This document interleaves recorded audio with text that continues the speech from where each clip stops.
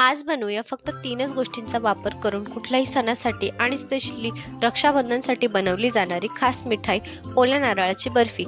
चला तर मग सुरुवात करूया।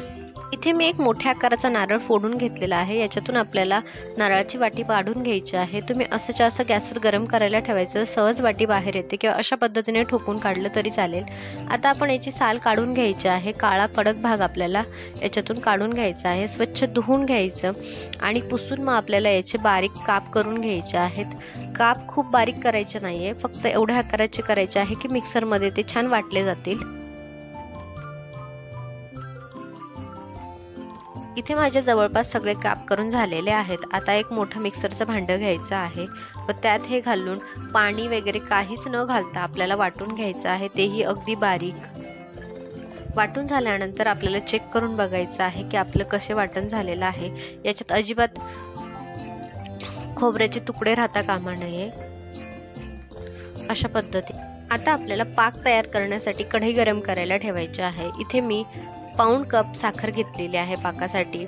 एक नॉर्मल गोड बर्फीसाठी तुम्ही जेवढा नारळाचा किस घेतलेला आहे त्याच्या निम्मे तुम्हाला साखर घालायची आहे व साखरेच्या निम्मे पाणी घालून तुम्हाला पाक तयार करून घ्यायचा आहे। पण तुम्ही जर जास्त गोड खात असाल तर त्यापेक्षा जास्त साखर घेतली तरी देखील चालेल। आता इथे साखर वितळली की मी त्यात 4 ते 5 थेंब लिंबाच्या रसाचे घालणार आहे। याच्याने काय होतं की पाक कडक झाल्यानंतर जे क्रिस्टल्स फॉर्म होतात तर ते होत नाही व तुमची बर्फी कितीही दिवस ठेवली तरी देखील अगदी मऊ असते।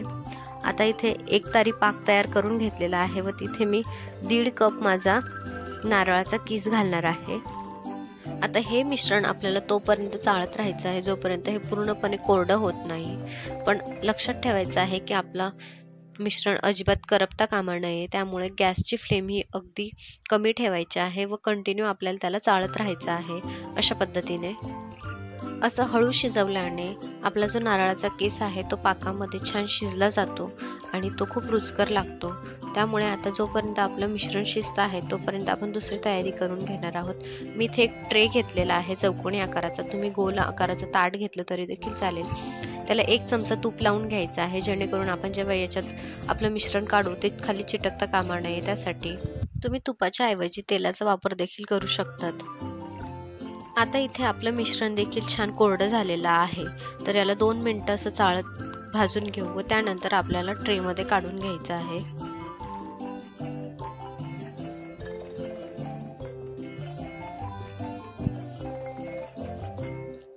आता सगळं मिश्रण आपण ट्रेमध्ये ओतून घेणार आहोत, त्याला व्यवस्थित सेट करून घेणार आहोत।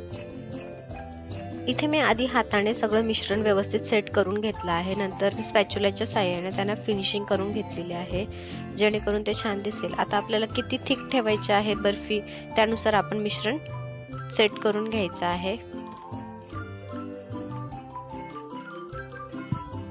त्यानंतर काप करण्यासाठी इथे आधी सेंटरला एक लाईन करायची आहे, जेणेकरून आपल्या सगळ्या बर्फ्या सेम आकाराच्या बनतील व त्यानंतर आपण दोघं साईडला एक एक लाईन करणार आहोत। सगळ्या बर्फ्या कट करून झाल्यानंतर गार्निशिंगसाठी मी थोडे इथे पिस्ता कट करून घेतलेले आहेत, ते आपल्याला प्रत्येक बर्फीवर चिटकवून घ्यायचे आहेत अशा पद्धतीने। आणि त्यानंतर आपली बर्फी तयार आहे। आता अर्धा तास तरी सेट होऊ देऊ आपण तिला आणि त्यानंतर जर काढून पाहिली तर अगदी छान अशी आपली बर्फी निघते अशा पद्धतीने। तुम्ही देखील नक्की ट्राय करून बघा। अगदी दिसायलाही सुंदर आणि खायलाही टेस्टी अशी बर्फी तयार होते।